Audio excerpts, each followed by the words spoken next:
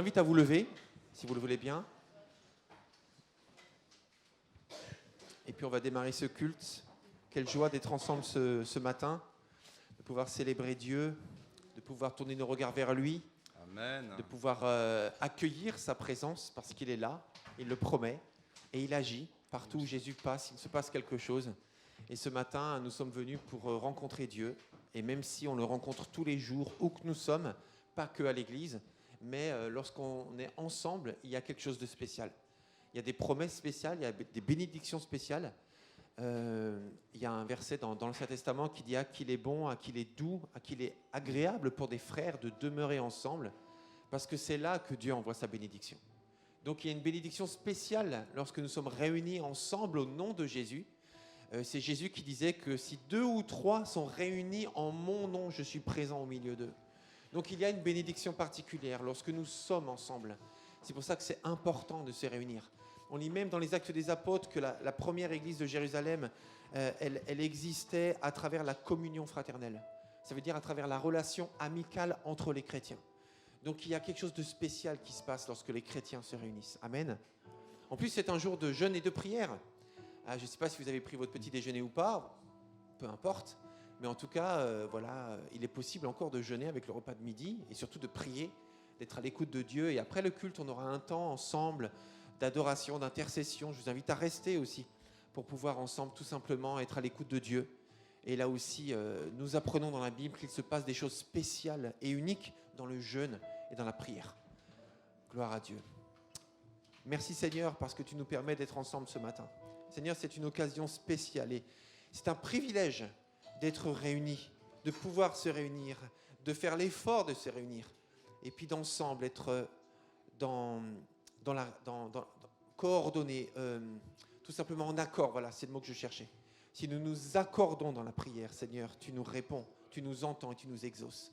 Il y a quelque chose de spécial lorsqu'on s'accorde en chantant ensemble les mêmes chants, en priant ensemble les mêmes choses, en entendant la même parole, en étant à l'écoute au même endroit. Il y a quelque chose qui se passe.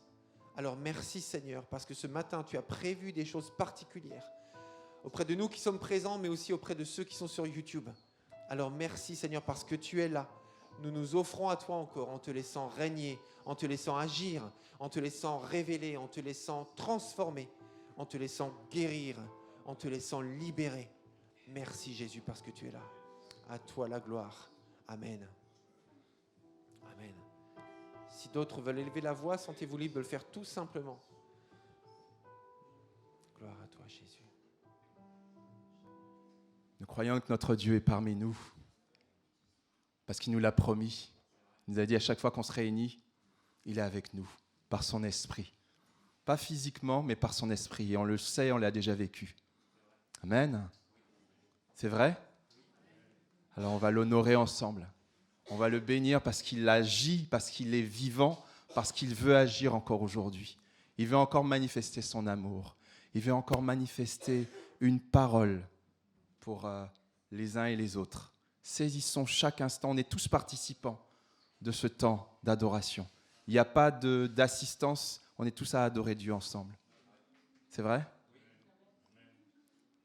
Il y a quelque chose qui me vient, c'est que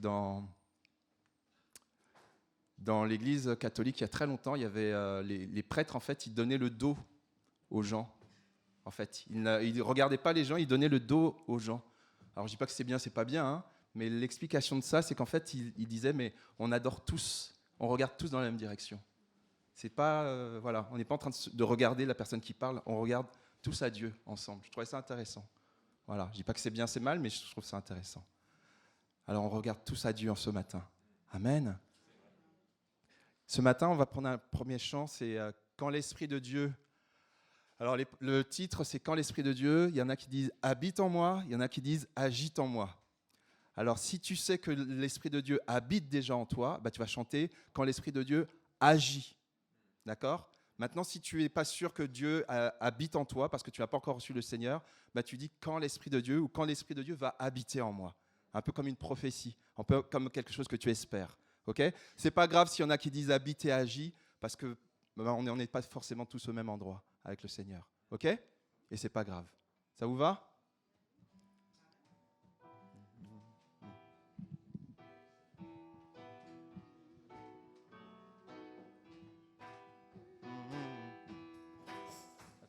Quand l'Esprit de Dieu habite en moi, je danse comme David. Quand l'Esprit de Dieu agit en moi, je chante comme David. Quand l'Esprit de Dieu agit, chante comme David. Quand l'Esprit de Dieu agite en moi, je chante, je chante, je chante, je chante comme David. Je chante, je chante, je chante comme David. Quand l'Esprit de Dieu habite en moi, je loue comme David. Quand l'Esprit de Dieu agite en moi, je loue comme David. je loue, Je loue, je loue comme David. Je loue, je loue, je loue comme quand l'Esprit de danse. Quand l'Esprit en moi, je danse comme David. Quand l'Esprit de Dieu agite en moi, je danse comme David. je danse, Je danse, je danse, je danse comme David. Oh, je prie quand l'Esprit de Dieu agite en moi. Je prie comme David. oui, je prie quand L'Esprit de Dieu agite en moi. Je prie comme David. je prie, Je prie, je prie, je prie comme David. oh, je prie, Je prie, je prie, je prie comme David. quand l'Esprit de Dieu agit, je danse, danser, danser, danser. Quand l'Esprit de Dieu agit en moi, Je danse, je danse, oh oui, je danse, je danse, oh oui, je je danse comme David. je danse, Je danse, je danse, je danse comme David. je danse, Je danse, je oh oui, je danse. danse. Quelles que soient les circonstances, je danse, Seigneur, parce que tu es là, Seigneur. Je danse comme David. Je te loue, je te loue, je te loue comme David. Je te loue, je te loue, je te loue comme David. Alléluia. Alléluia. Nous allons continuer à danser, louer notre Seigneur. Amen. Lui donner gloire, honneur que lui seul mérite.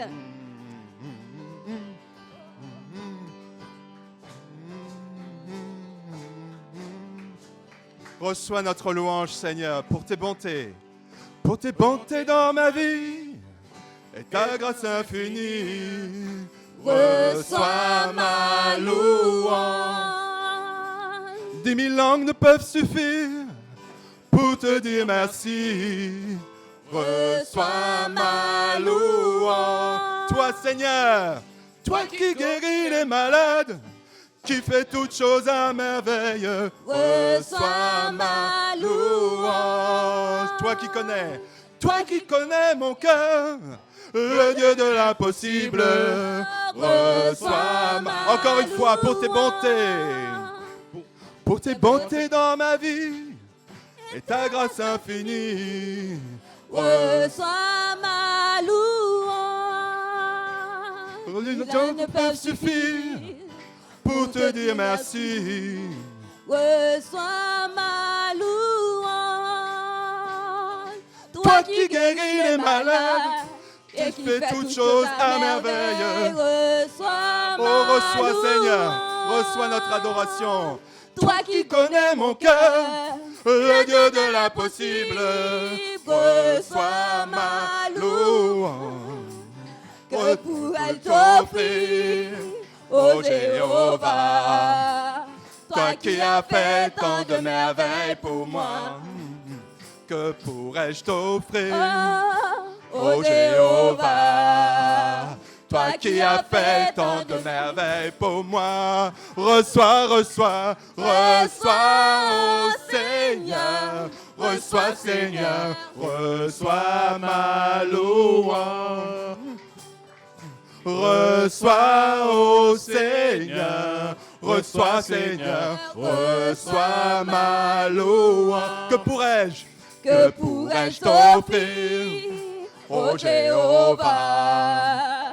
Toi qui as fait tant de merveilles pour moi, que pourrais-je t'offrir, ô Jéhovah? C'est ton nom, Seigneur. Toi qui as fait tant De merveilles pour moi, reçois Seigneur, reçois, ô Seigneur, reçois Seigneur, reçois ma louange.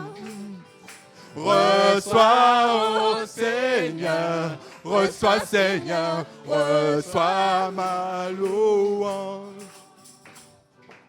Pendant qu'on danse, on va apporter nos dîmes et nos offrandes en demandant à Seigneur de recevoir nos louanges.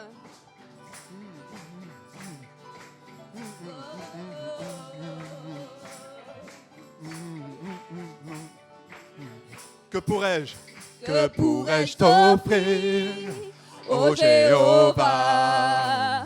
Toi qui as fait tant de merveilles pour moi, que pourrais-je t'offrir, ô Jéhovah? Toi qui as fait tant de merveilles pour moi, reçois Seigneur, reçois nos cœurs, reçois, alléluia, reçois Seigneur, reçois ma louange, oh reçois, oh Seigneur, reçois Seigneur, reçois Jéhovah, Jéhovah.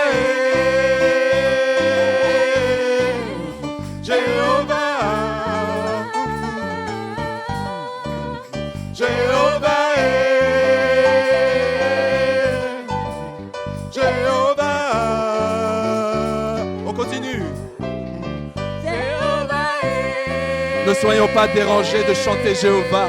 C'est peut-être un de ses noms, on ne le sait pas. Alléluia.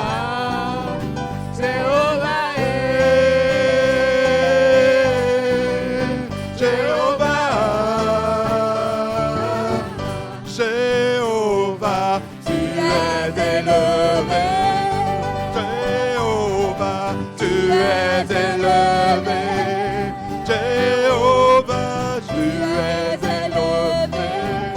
Jéhovah, tu es élevé. Que pourrais-je t'offrir, ô Jéhovah? Toi qui as fait tant de merveilles pour moi. Que pourrais-je t'offrir, Ma vie ne suffit pas.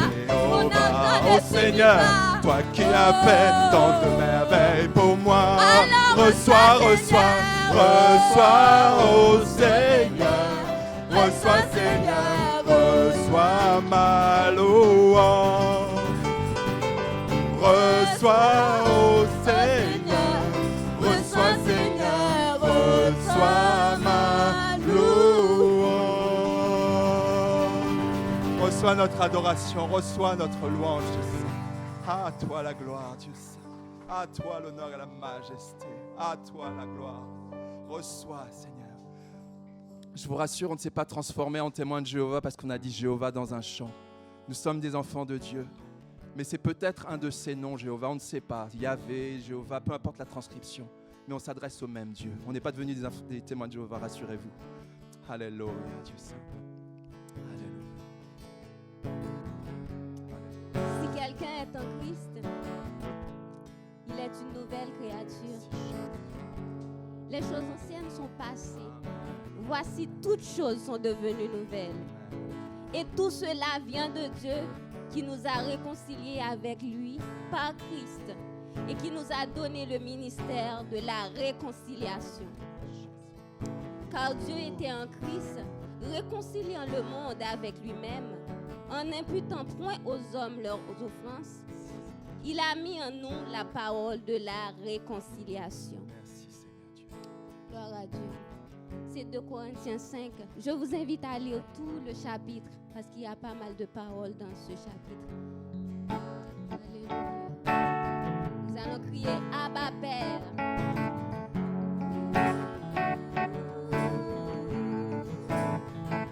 Bien avant le sang qui créa l'univers, bien avant l'esprit qui planait sur la terre, bien avant que tu me formes de la poussière, oh, tu rêvais du jour où tu pourrais m'aimer. Bien avant les premiers battements de mon cœur,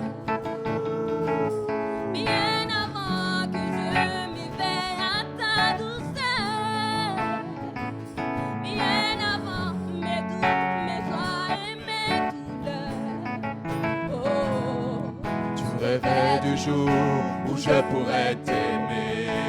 Oh, oh, oh. Tu rêvais du jour où je pourrais t'aimer. Abba Père, Abba Père, je suis à toi.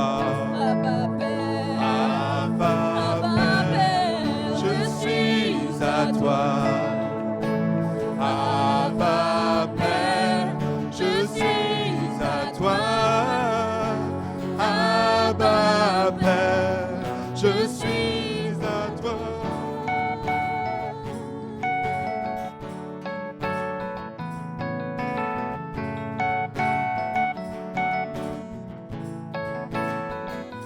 Bien avant que Jésus marche sur la terre, bien avant le Fils qui nous montre le Père, bien avant que les cieux sur moi soient ouverts. Oh merci Seigneur d'ouvrir les cieux. Tu rêvais du jour où tu pourrais m'aimer. Bien avant que mon péché brise ton cœur, bien avant que coule le sang et la sueur, bien avant les clous, le froid et la douleur. Tu rêvais du jour où je pourrais t'aimer. Oh, oh, oh.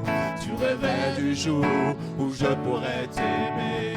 Abba, Abba Père, je suis à toi. Abba Père, je suis à toi. Abba Père, je suis à toi. Abba Père, je suis à toi. Abba Père, je suis émerveillé, saisi par l'immensité de ton amour pour moi. Abba Père, si grande est ta tendresse, ton cœur est grand ouvert et je viens plonger dans tes bras. Abba Père, je suis émerveillé, saisi par l'immensité de ton amour pour moi. Abba Père, si grande est ta tendresse, ton cœur est grand ouvert et je viens plonger dans tes bras. Abba, Abba Père, je suis à toi. Abba Père, je suis à toi. Abba Père, je suis à toi. Encore une fois. Abba Père, je suis à toi. La suite. Abba Père, je suis à toi. Abba Père, je suis à toi. Proclamons que nous sommes à Dieu. Proclamons que nous voulons rester dans les mains du Seigneur. Seigneur, nous voulons rester dans tes mains. Nous voulons rester dans ta présence, Dieu Saint. Te demandons pardon pour peut-être les fois où nous sommes éloignés, peut-être longtemps, peut-être un moment. Tu es notre Papa Céleste et tu nous aimes. Comme ce Papa Céleste, tu te révèles à celles et ceux qui ne savent pas que tu es un Papa. Tu es un Papa Céleste, tu es notre Papa Céleste, nous te bénissons. Jésus, tu nous as enseigné à dire notre Père quand nous prions.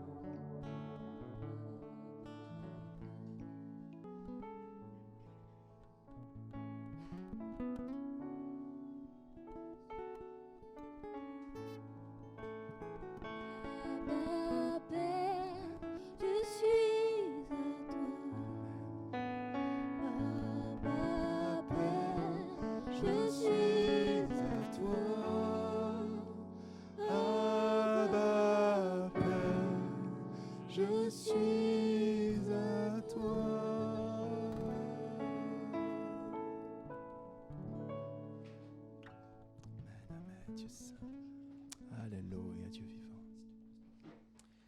Merci Seigneur. J'aimerais qu'avec le groupe de louanges, on va tous se mettre debout si vous voulez bien et si vous le pouvez. Mais j'aime bien quand on se met debout parce qu'on se positionne en fait. Et on évite de s'endormir un petit peu aussi, ça peut arriver. Hein, la semaine est derrière nous. Mais surtout, voilà, on est droit, on est devant Dieu, on est ensemble. On a la même position ensemble. Et puis, on se positionne à travers ce chant. Et j'aimerais bien qu'on rechante la première strophe, si vous êtes d'accord, et le refrain. Voilà, juste la première strophe et le refrain. Pourquoi ? Parce que, si on peut afficher la première strophe, voilà, exactement. Bien avant le chant qui créa l'univers, bien avant l'esprit qui planait sur la terre, bien avant que tu me formes de la poussière, tu rêvais du jour où tu pourrais m'aimer. Et juste après, c'est tu rêvais du jour où je pourrais t'aimer, c'est ça ? On va chanter les deux. Et juste après, on va faire la présentation d'Elias. Et c'est merveilleux de se dire que, en fait, avant que ce petit garçon soit né, il y a à peu près 5 mois, presque 6, et puis avant que nous tous soyons nés, et vous tous sur YouTube, c'est exactement pareil, qu'on soit croyant, chrétien, pas chrétien, peu importe en fait. Avant même qu'on voit le jour, Dieu rêvait du jour où on allait s'intéresser à lui et où on allait connecter avec lui. Il rêvait de ça et il attendait que ça et il a tout fait pour que ce soit possible. Alors on va rechanter juste ces deux points, enfin ces deux aspects et le refrain.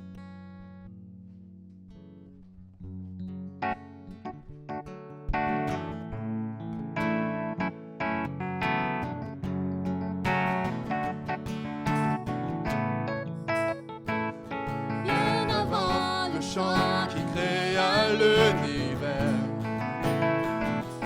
bien avant l'esprit qui planait sur la terre, bien avant que tu me formes de la poussière, tu rêvais du jour où tu pourrais m'aimer, bien avant les premiers battements de mon cœur. Avant que je m'éveille à ta douceur, bien avant mes doutes, mes joies et mes douleurs, tu rêvais du jour où je pourrais t'aimer. Oh, oh, tu rêvais du jour où je pourrais t'aimer. Abba Père, je suis à toi. Abba Père, je suis à toi.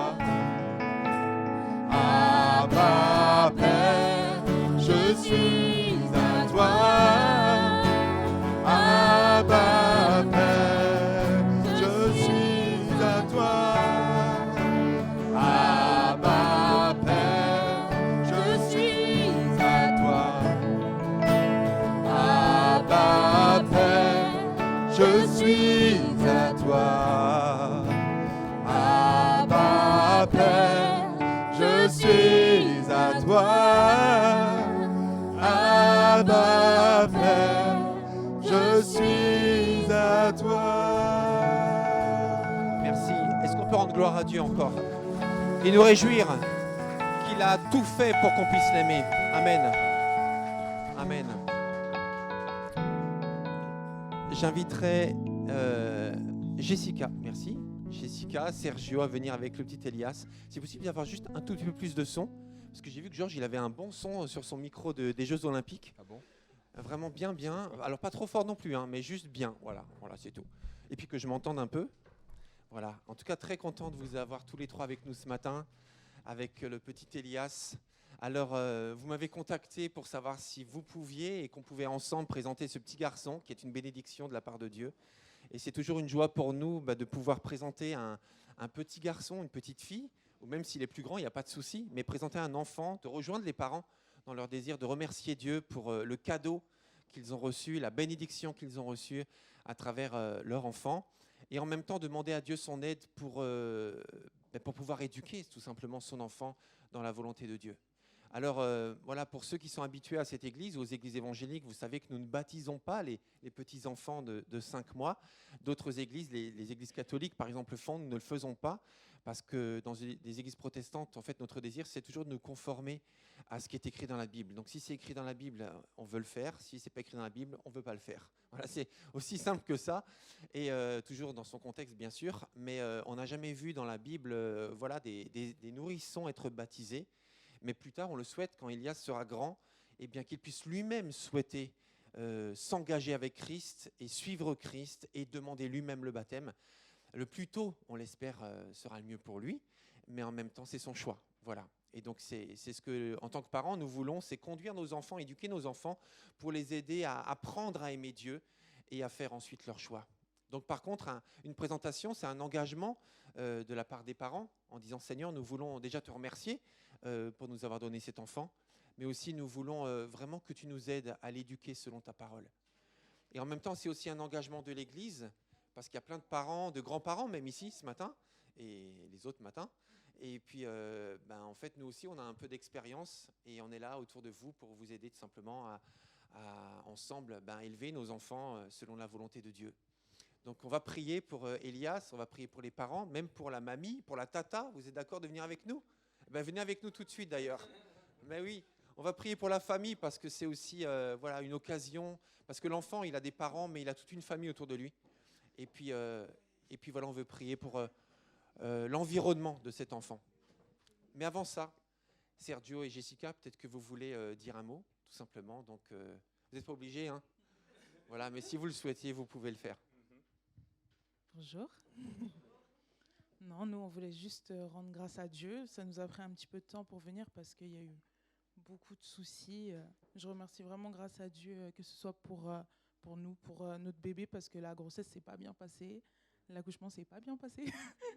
Et franchement, gloire à Dieu parce que lui, il va très, très, très, très bien. Et peu importe tout ce qui s'est passé, il a eu aucun problème. Moi, j'en ai eu plein. Mais lui... Lui, franchement, il va très, très bien. Et franchement, c'est notre petit bonheur et on est content de vous le présenter ce matin. Voilà.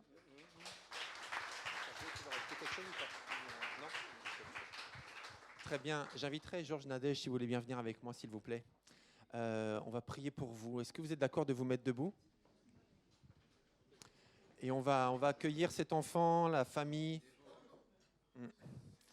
Et en même temps, c'est... Merci. Merci Jessica aussi pour ton témoignage, parce que parfois ça se passe très très bien, c'est juste sur un tapis de velours, et parfois c'est pas tout à fait comme ça, et parfois c'est pas du tout comme ça, mais Dieu est là. Dieu est là, et c'est ça le plus important. Et du coup, toi en tant que maman, c'est toi qui as porté un peu les difficultés, et en tant que papa aussi, Sergio bien sûr, même si tu n'es pas concerné de l'intérieur, tu étais juste à côté, et te connaissant, je suis sûr que tu étais vraiment bien à côté, vraiment présent. Donc c'est hyper important pour les conjoints, pour la famille. Je suis sûr que tout le monde a été là. Et puis du coup, on a un Elias en pleine santé. Merci Seigneur. Mais écoutez, je vais prendre le petit dans les bras, c'est OK ? Sergio, je te laisse tenir le micro. Amen, merci Seigneur.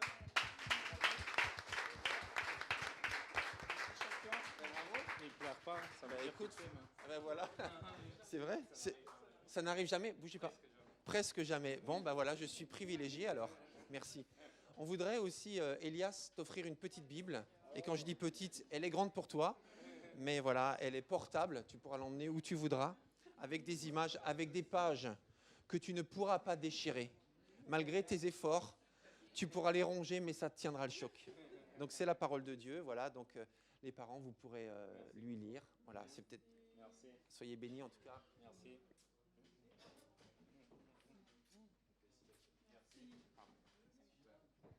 Merci Seigneur. Dieu est bon, n'est-ce pas? J'ai pas entendu. Dieu est bon, n'est-ce pas?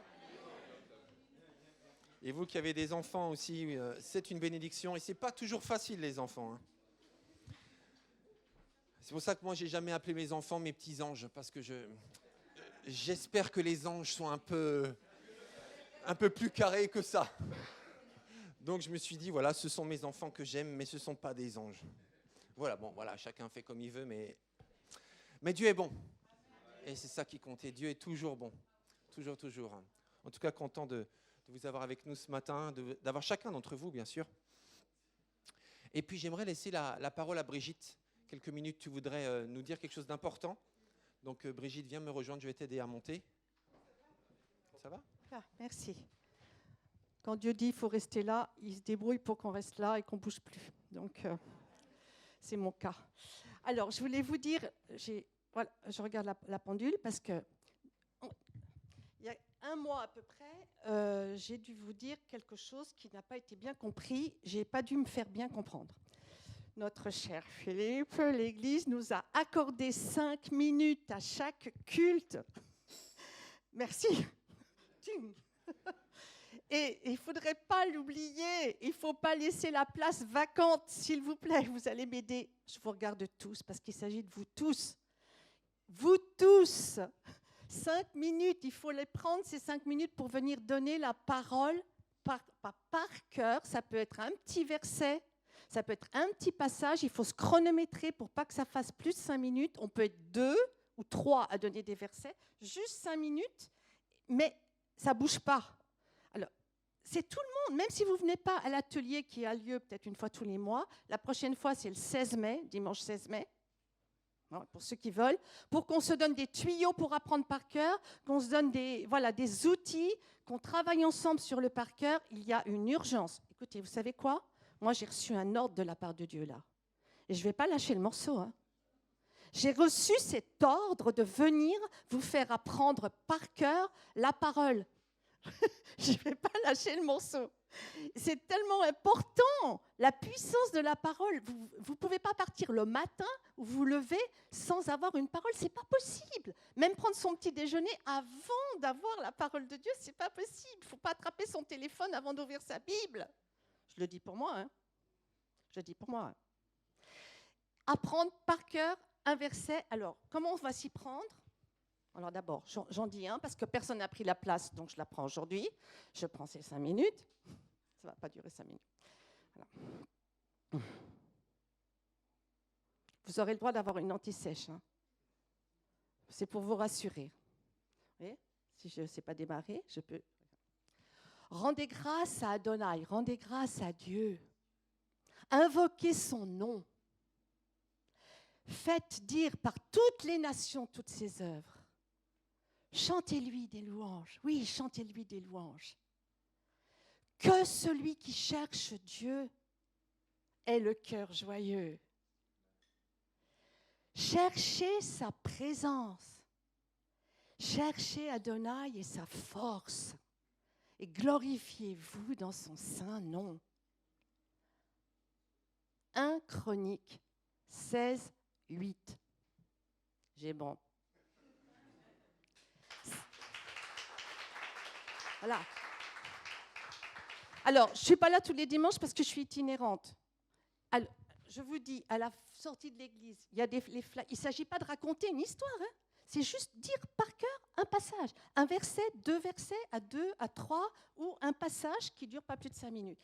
Vous avez mes coordonnées. À la fin, il y a les papiers sur... Vous voyez, le papier, là, c'est le pissenlit qui tombe sur la terre. C'est la semence qui tombe sur la terre, la parole de Dieu. Il faut la dire. J'ai oublié un truc.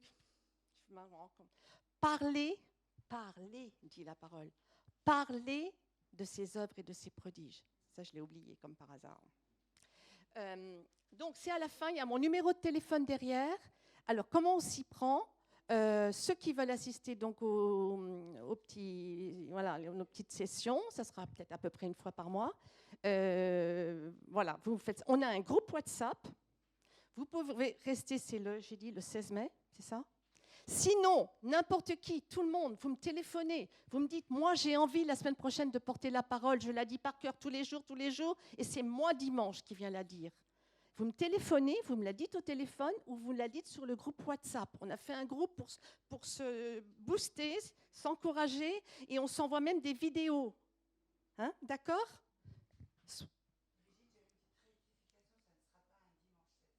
Oui, alors j'ai dû me tromper, c'est le 19. C'est le 19 mai. Merci beaucoup, c'est le 19 mai. Voilà, c'est tout. Voilà. Je suis hors temps. Merci à vous et surtout, aidez-moi, il ne faut pas lâcher le morceau.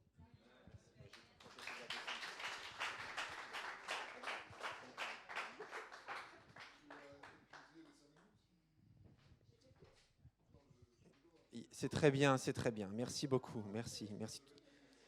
Tout est bon. Vous avez remarqué le ton, le ton quand elle a dit le verset, l'émotion, voilà, la vie qu'elle a mis dans le verset. Là, c'est du par cœur, un verset, deux versets. Elle l'a dit, mais même en lisant la Bible, juste quand vous la lisez, même pour vous, quand vous la lisez seul ou quand vous la lisez en public, à plus forte raison, mettez le ton. Toujours le ton, parce que c'est un texte vivant. Et si on la lit comme une fable de La Fontaine de CE2, vous voyez ce que je veux dire, hein, La Fontaine aussi avait du ton, mais en CE2, on n'en met pas. Juste la monocorde, en fait, on ne transmet rien. Donc même si c'est la parole de Dieu, transmettons la vie qui va avec. Donc mettons le ton avec. Amen. Je dois vous saluer aussi de la part de Annie, qui est partie quelques jours rejoindre Louise à Angoulême. Donc elle m'a dit que je dois vous saluer ce matin. Donc je le fais. Et puis elles sont heureuses d'être toutes les deux entre mère et fille pour quelques jours. Donc gloire à Dieu. Puisqu'on est aussi dans les informations un peu familiales, je voulais vous annoncer aussi que Anifa, elle n'est pas là ce matin, Anifa ? Ok, je vais l'annoncer. Donc Anifa était partie 2 mois au Congo. On ne l'avait pas vue pendant plusieurs semaines. Elle était partie 2 mois parce que sa maman est décédée. Donc voilà, je voulais juste vous informer parce qu'on est une famille et on s'informe des choses importantes que l'on vit les uns et les autres, avec autorisation évidemment. On ne rentre pas dans la vie privée où on ne dévoile rien de privé sans autorisation. Mais voilà, là c'est le cas d'Anifa. On veut la soutenir dans la prière, aussi dans l'amitié. Donc n'hésitez pas aussi à être conscient de cela et puis à la soutenir tout simplement et à l'encourager. Est-ce qu'on peut se mettre debout, s'il vous plaît, pour prier, pour que Dieu nous parle par sa parole ce matin. Merci Seigneur parce que ta parole est vivante. On l'a entendu ce matin encore à travers cette diction par cœur de ta parole. Elle est vivante, Seigneur. Et même s'il a été écrit il y a longtemps, Seigneur, toi tu savais tout d'avance. Tu connaissais 2024 en France. Tu connaissais nos vies et l'homme n'a tellement pas changé depuis la création que de toute façon ta parole est intacte parce que nous ne changeons pas. Les temps changent, mais nous ne changeons pas. Et tu as toujours des choses aussi importantes à nous dire et tu as œuvré pour que tout soit possible. Alors parle-nous ce matin par ta parole au nom de Jésus. Amen. Amen. Je vous invite à vous rasseoir. Merci en tout cas de me rejoindre en vous levant. Est-ce que quelqu'un peut juste m'apporter un verre d'eau si ça ne vous dérange pas parce que j'en ai besoin. Merci. Alors cette semaine, merci. Cette semaine, j'ai récupéré ma voiture au garage et en allant voir le garagiste pour qu'il médite la facture, en fait, je l'ai remercié. Je l'ai remercié parce que je lui ai dit, vous savez, en fait, c'est vraiment bien ce que vous avez fait parce que le devis que j'ai signé était beaucoup plus élevé, autour de 2 000 € et ma facture finale était autour de 900 €. Donc, ce n'est pas le même travail, ils n'ont pas fait le même travail, mais il a eu l'honnêteté de m'appeler pour me dire, en fait, voilà, la panne qu'on avait détectée initialement, ce n'est pas la panne réelle de la voiture et finalement, c'est moins grave. Donc, on fera un autre travail et on vous facturera moins cher. Merci. Merci pour lui. Laissez-moi juste continuer. N'applaudissez pas à chaque bonne nouvelle parce qu'il y en aura beaucoup ce matin. Et du coup, je lui ai dit merci beaucoup pour votre honnêteté parce que d'autres n'auraient rien dit, auraient encaissé les 2 000 €, auraient fait le travail ou pas. C'est bon. aurait fait le travail ou pas, mais je ne l'aurais jamais su en réalité. Et en plus, j'étais engagé parce que j'ai signé le devis. Donc merci pour votre honnêteté. Et il me dit, non mais vous savez, nous ici dans ce garage, on est honnête, on ne va pas tricher avec les gens. De toute façon, pour moi, c'est important de me regarder dans la glace.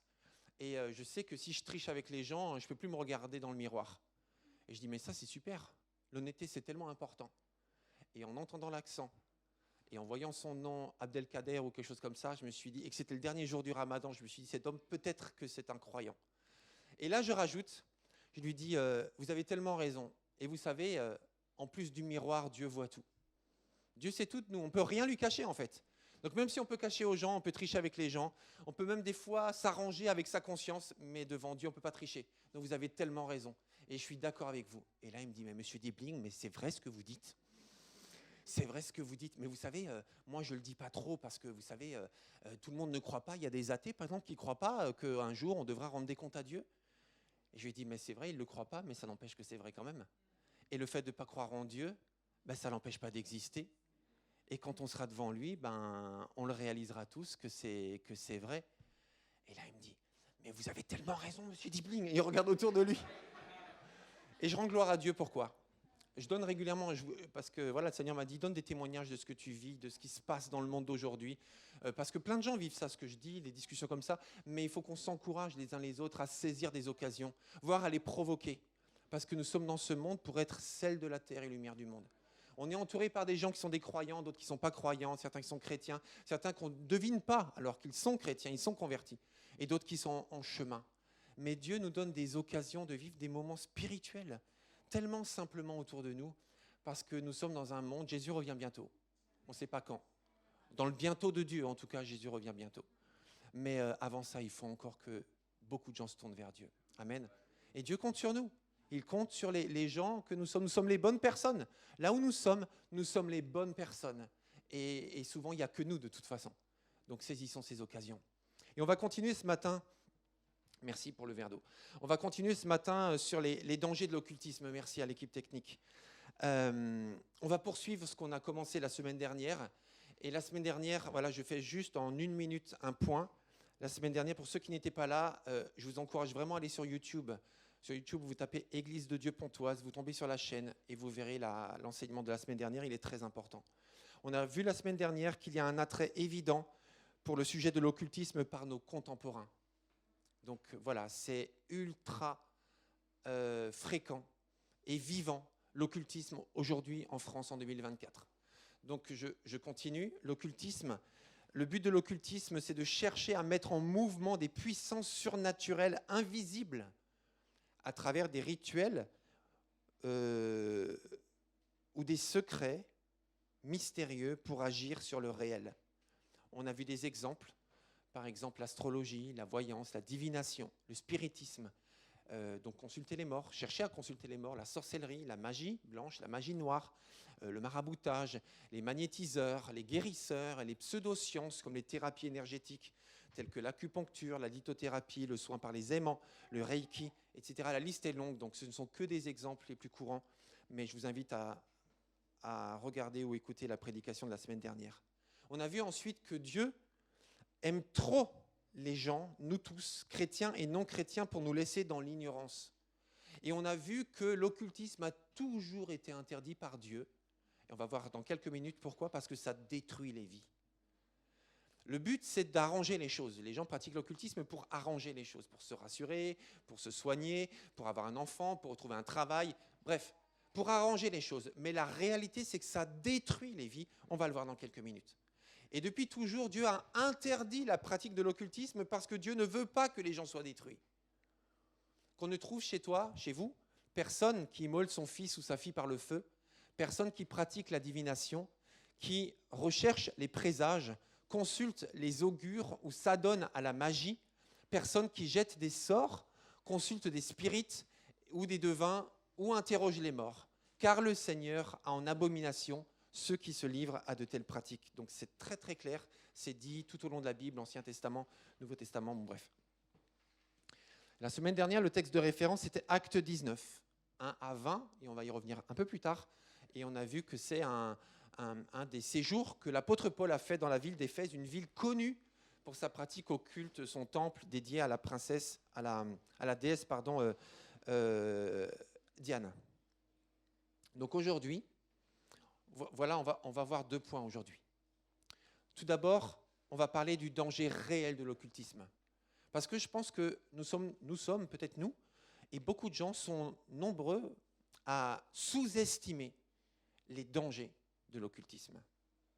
La deuxième chose qu'on va voir, c'est qu'il est possible de sortir du piège parce que Jésus est le grand libérateur. Il est possible de sortir du piège. Et on va voir ensemble 6 étapes vers la pleine liberté de l'occultisme. Et donc j'ai prévu des notes, voilà, donc je vais gérer le temps. Si jamais je n'ai pas le temps de tout aborder, le sujet sera poursuivi dans les groupes de maison cette semaine. Donc surtout, rejoignez les groupes de maison, vous aurez les adresses tout à l'heure au moment des annonces. Donc surtout, ne manquez pas les groupes de maison cette semaine parce qu'on va creuser le sujet et éventuellement aborder des choses que je n'aurai pas le temps d'aborder ce matin parce que le sujet est profond et mérite qu'on prenne du temps avec ça. Donc le premier point, c'est attention, danger réel.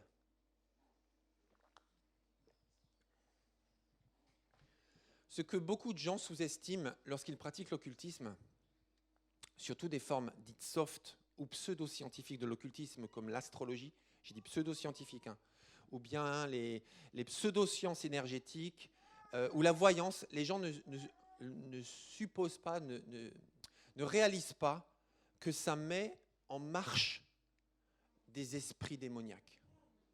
Ne suppose pas, ils disent non, je regarde juste mon horoscope, tranquille. Alors, de quoi sera faite ma journée, de quoi sera faite ma semaine, de quoi sera faite mon année qui va démarrer, etc. Les gens ne réalisent pas, ils angoissent, ils ont besoin de réponses, ils ont besoin de clés, besoin d'être rassurés, ils vont aller voir une voyante. Ils ne réalisent pas qu'en le faisant, ils sont en train de mettre en route des esprits démoniaques et qui leur donnent des autorisations sur leur propre vie. Et je pense que si les gens réalisaient ça, je pense que personne ne pratiquerait l'occultisme. Parce que le danger et les conséquences sont graves dans la vie de beaucoup de gens. Et même si ça ne se voit pas, des fois ça se voit, des vies sont détruites après. Mais dans les 2 cas, le diable agit avec force dans la vie de ceux qui pratiquent l'occultisme. Il n'y a aucun doute, le diable, je recommence, il n'y a aucun doute, c'est le diable, l'ennemi de Dieu et l'ennemi des hommes qui règne dans le monde de l'occultisme. C'est pour ça que Dieu l'interdit. Parce que le diable veut détruire la vie des gens et il n'y a aucune ambiguïté sur son projet envers l'humanité. Donc il déteste Dieu, il déteste les créatures de Dieu qui sont aimées de Dieu. Donc il cherche à détruire ce que Dieu aime tant, à détruire sa création, à détruire ses créatures. Et donc, il règne dans le monde de l'occultisme. Alors, j'ai pas mal de versets bibliques ce matin, mais je vous les ai tous affichés. Vous pourrez prendre note. Dans les groupes de maison, on va les creuser. Donc, dans la première lettre de l'apôtre Pierre, il dit « Faites preuve de modération et soyez vigilants. Votre ennemi, le diable, rôde autour de vous comme un lion rugissant qui cherche quelqu'un à dévorer. » C'est-à-dire le diable, voilà, il circule, il agit, il erre, cherchant des gens imprudents qui s'éloignent de la protection de Dieu, du plan de Dieu, et qui pratiquent des choses qui lui donnent la possibilité de se précipiter dans leur vie. Donc il rôde, il cherche des gens à dévorer. Les marabouts le savent bien. Quand quelqu'un reçoit quelque chose, si vous connaissez des marabouts, je ne dis pas qu'il faut consulter des marabouts, attention, mais si vous avez déjà discuté avec des marabouts, si vous avez lu des choses, des témoignages de marabouts, eh bien vous réaliserez que les marabouts savent bien que quand quelqu'un reçoit quelque chose de la part des puissances occultes, il devra le payer très cher ensuite.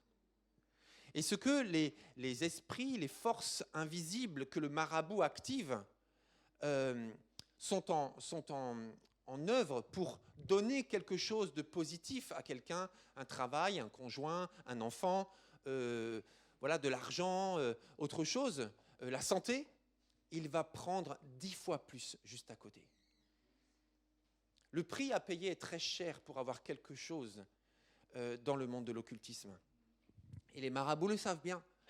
Et moi, j'ai lu des choses écrites par d'anciens marabouts qui racontent que lorsqu'ils font des rituels pour que quelqu'un reçoive quelque chose de la part des forces invisibles, eh bien, lui doit faire d'autres rituels pour se protéger afin de pouvoir garder, enfin, c'est une illusion, mais afin de pouvoir garder à une certaine distance les forces qu'il a lui-même sollicitées afin de lui-même ne pas être détruit par ses propres forces.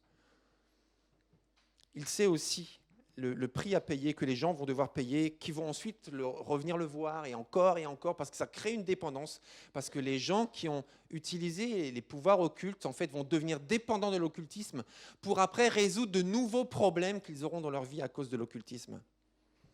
Mes amis, personne dans ce monde n'a envie d'être débiteur au diable. Personne n'a envie d'avoir une dette envers le diable. On est d'accord avec ça. J'imagine, bon, peut-être des satanistes qui sont dans un aveuglement diabolique, mais personne n'aurait envie d'avoir une dette au diable parce que personne n'a envie que le diable vienne se servir dans sa vie. Personne. Et pourtant, c'est ça qui se passe lorsque quelqu'un pratique l'occultisme et lorsqu'il déclenche, en déclenchant des forces occultes. Dans Jean chapitre 8, verset 44, Jésus parle et dit « Depuis le commencement, le diable est un meurtrier. Il ne se tient pas dans la vérité parce qu'il n'y a pas de vérité en lui. Lorsqu'il ment, il parle de son propre fond. Lorsqu'il est menteur, parce qu'il est menteur, lui, le père du mensonge. Depuis le commencement, le diable est un meurtrier. » Tout l'occultisme est basé sur le mensonge. Alors il y a les charlatans, des usurpateurs. Voilà, on a parlé la semaine dernière de cette voyante guérisseuse, qui est en prison aujourd'hui avec le maire d'Agde. Voilà, c'est une actu, tout simplement. Et cette femme était ventriloque. Vous savez, ventriloque, ce que c'est un ventriloque, en fait, c'est quelqu'un qui bouge les lèvres, qui parle, mais sans bouger ses lèvres. Donc la voix sort par la bouche, il n'y a aucun pouvoir, il n'y a rien d'occulte, il n'y a rien de... Dans la démarche, voilà, vous connaissez... je ne vais pas te parler de Jeff Panaclock parce que c'est... Franchement, ça pique les oreilles, les yeux, ça pique tout, en fait. Bon, bref. Mais vous voyez l'idée, une marionnette, voilà, on fait parler, ok. Sauf qu'elle n'avait pas de marionnette et elle faisait croire aux gens que des esprits parlaient à travers elle en changeant de voix. Donc c'est de l'escroquerie, ni plus ni moins. Donc dans le monde de l'occultisme, il y a les escrocs, il y a les charlatans et il y a ceux qui ont des vrais pouvoirs. Mais dans les deux cas, celui qui va solliciter quelqu'un dans l'occultisme est manipulé et il est dans le mensonge. Ça veut dire qu'il n'aura pas ce qu'il demande et les promesses qui lui sont faites ne seront pas tenues. Donc s'il reçoit une chose, on va lui prendre 10 autres choses. Donc pour arranger sa vie, en fait, il va la perdre. Et Jésus rajoute, le voleur, le diable, ne vient que pour voler, égorger et détruire. Rappelez-vous le lion, vous voyez les griffures. En fait, le terreau de l'occultisme, c'est la destruction.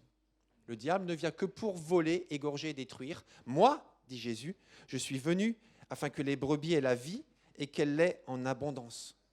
Donc quand le diable guérit, parce que parfois il guérit, quand le diable donne un travail, parce que parfois il donne un travail, quand le diable arrange les choses dans un couple ou bien dans une situation ou dans la santé ou dans quelque chose, ou quand le diable donne un enfant, il prend 10 fois plus à côté parce qu'il y a une dette. Et je répète, personne n'a envie d'avoir des dettes envers le diable. Personne. Et pourtant, c'est ce qui se passe. Donc lorsqu'une solution semble se profiler, c'est 10 problèmes qui arrivent ensuite. Je me rappelle, il y a quelques années de cela, il y a quelqu'un qui m'appelle, il s'appelle David, je vous dis juste son prénom, donc c'était il y a longtemps, il m'appelle, il me dit « Pasteur ?» Je dis « Oui ».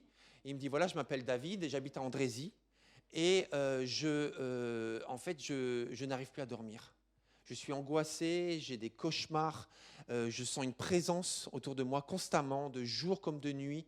Lorsque je suis seul dans mon appartement, je sens des ombres. Et lorsque je me retourne, je sens une silhouette qui traverse la pièce ou bien qui change d'endroit et qui passe à côté de la porte. Je sens tout le temps une présence de jour comme de nuit. Je suis terrifié. Est-ce qu'on peut se voir ? Je lui dis oui, on peut se voir. Donc avant, je me prépare dans la prière, parce que quand on entre sur des terrains minés comme ça, on se prépare dans la prière, on se prépare dans le jeûne, on se protège, voilà, on se prépare tout simplement pour être soi-même solide en Dieu. Et puis ensuite, on demande à l'Esprit de Dieu de nous révéler, de nous donner le discernement. J'arrive là-bas.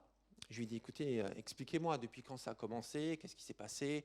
Il me dit, voilà, c'était un homme de quoi? Il avait 25 ans peut-être. Et puis il me dit, en fait, je suis allé voir une voyante plusieurs fois parce que j'avais peur. J'avais peur et puis j'avais besoin de réponses. En fait, j'ai perdu mon travail, j'ai perdu ma copine et j'ai besoin de réponses et j'ai besoin de clés pour pouvoir avancer dans ma vie. Donc je suis allé voir une voyante, elle m'a donné voilà, des informations qui me permettent de me préparer, d'avancer, etc. Et ensuite, qu'est-ce qui s'est passé? Ensuite, j'étais rassuré en rentrant chez moi, mais très vite, je commençais à faire des cauchemars. Du coup, je suis allé la revoir pour qu'elle puisse m'aider en fait, à me débarrasser de mes cauchemars et à m'expliquer pourquoi j'ai des cauchemars. Et du coup, elle m'a proposé de faire elle m'a donné des prières à faire, elle les a écrites sur un papier et elle m'a demandé de les faire au lever du soleil, au coucher du soleil, etc. Et elle m'a dit que ça s'arrangerait.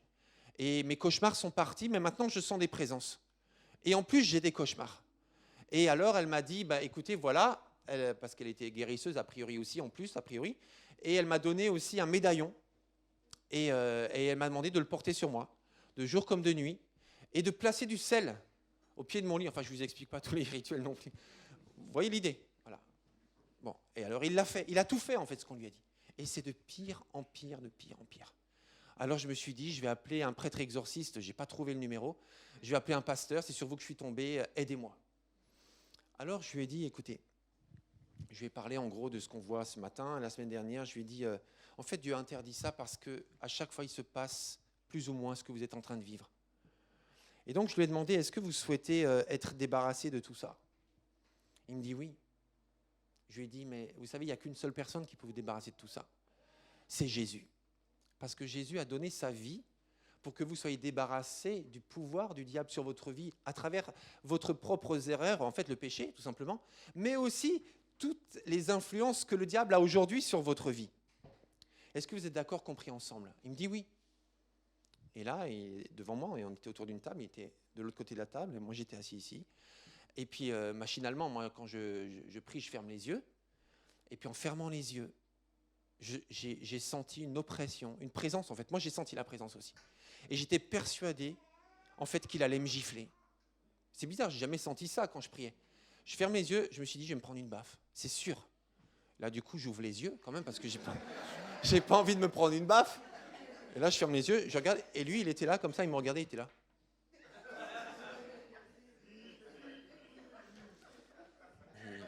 Si vous voulez, vous pouvez fermer les yeux parce que j'avais envie qu'il ne me regarde pas comme ça, j'aime pas ça. Il me dit non, mais non, je préfère garder les yeux ouverts. Vous pouvez garder les yeux ouverts, mais vous pouvez les fermer aussi.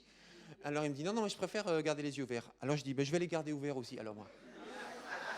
Du coup, c'est vrai ce que je vous dis. Hein. Et du coup, j'ai prié, et puis j'ai surveillé, et je ne me suis pas pris de baffe. Merci Seigneur. Mais c'est pour vous dire, il y avait quelque chose. Il y avait une présence invisible, il y avait quelque chose de malsain. Et je suis parti, je lui ai dit, mais je vais continuer à prier pour vous, et je vais demander à l'église qu'on prie pour vous. Et donc je suis rentré à la maison, 2-3 jours après, il m'appelle, il me dit, Philippe, il faut arrêter de prier. Je dis, ah bon, pourquoi? Il me dit, c'est de pire en pire. Je vais revenir. Je suis revenu le voir, et puis alors je lui ai dit, expliquez-moi. Il me dit, mais je me sens encore plus oppressé, encore plus attaqué, mais c'est pas grave, on va prier. C'est qu'il y a un combat qui se mène, on va continuer, on va prier. On a reprié, j'ai gardé les yeux ouverts toujours. On a prié ensemble, l'église a prié. Et je ne sais pas pour ceux qui étaient là à l'époque, si vous vous rappelez de David, je ne dis pas son nom de famille, mais voilà, bref, on a prié pour lui, on a intercédé dans les jeûnes et prières, on priait pour lui, je suis reparti. Et je lui ai dit, on va continuer à prier. Priez vous de votre côté, parce que moi je prie, d'accord, mais c'est votre vie quand même d'abord. Donc priez de votre côté. Et puis aussi, est-ce qu'il vous reste encore des choses chez vous que la voyante vous a données? Il me dit, oui, j'ai encore un ouvrage. Je lui dis, donnez-le-moi. Il me l'a donné. Est-ce que vous avez encore d'autres choses? Non, le médaillon, je ne l'ai plus, je l'ai perdu. Bref, est-ce que vous avez encore d'autres choses? Non, j'ai plus rien. Vous êtes sûr? Oui, j'ai plus rien. Ok. Je suis reparti, j'ai détruit son livre. Et ensuite, il me rappelle. Et il me dit, Philippe, il ne faut plus venir me voir. Je dis, mais pourquoi? Il me dit, parce que depuis qu'on se voit, c'est pire qu'avant.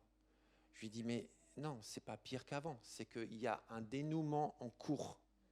Donc la seule personne qui peut vous libérer de cette oppression, c'est Jésus. Et je lui ai lu les versets qu'on va lire dans quelques minutes pour simplement lui montrer qu'il est venu pour ça, en fait. Donc, accrochez-vous à lui, reconnaissez vos fautes, reconnaissez votre erreur, détruisez ce qu'il vous reste, soumettez votre vie à Jésus et le diable sera obligé de partir. Mais avant de partir, il va vous faire peur, il va faire du chahut, il va vous impressionner, il va vous faire croire que tout ça c'est faux, que c'est lui qui est le Tout-Puissant. Il va vous mentir encore plus qu'avant pour vous garder à lui. C'est normal, c'est l'agitation. Mais vous aurez la victoire en Jésus-Christ. Alors il m'a dit, j'entends ce que vous dites, mais je ne veux plus que vous veniez. Et je vous demande d'arrêter de prier. Alors je lui ai dit, d'accord, mais je ne peux pas arrêter de prier, on est d'accord. Donc je lui ai dit d'accord parce que je voyais que ça le rassurait et parce que c'est son choix. Je lui ai dit, vous me le demandez, ok. Et après on raccroche et j'ai dit à l'église, on va prier, on va prier, on va prier. On a prié comme des fous. Il me rappelle le lendemain, ou 2 jours après, je ne me rappelle plus, ça fait longtemps. Il me rappelle 2 jours après en disant, Philippe, pourquoi vous continuez à prier? Je lui ai dit, mais comment ça? Il me dit, je sais que vous continuez à prier. Mais je vous ai dit que... Vous avez entendu ce que je vous ai dit? Je n'ai pas menti, je lui ai juste dit, mais en fait, je voulais savoir qu'est-ce qui lui faisait savoir qu'on continue à prier. Je lui ai dit, mais comment vous savez qu'on prie? Il me dit, je le sens. Je sens parce que quand vous priez, il se passe quelque chose dans ma vie. Il y a des choses qui remuent, il y a des choses qui bougent. Et quand vous ne priez pas, j'allais mal, mais quand vous priez, il y a tout qui remue en fait. Mais vous voyez, c'est ça le combat spirituel, je lui ai dit. C'est ça le combat. Et au bout, il y a la victoire. Mais avant la victoire, avant que le diable soit à terre, dans votre vie, il y a un match à livrer. Et vous êtes en train de le gagner, et on est en train de le gagner ensemble, mais il ne faut pas lâcher prise. Il me dit, mais moi, je vous demande d'arrêter de prier. Je dis, écoutez, c'est comme vous voulez, mais moi, j'arrêterai pas. Mais si, il faut arrêter de prier, parce que moi, ça ne va pas du tout, il faut arrêter de prier. Il s'est énervé contre moi, en fait. Je dis, écoutez, bon, c'est vous qui voyez, mais moi, je remplis mon rôle. Vous m'avez sollicité, il ne fallait pas me solliciter, en fait. Vous m'avez sollicité, je vais continuer à prier, mais ne vous inquiétez pas, en fait. Le Seigneur ne vous veut que du bien, et les choses vont s'arranger.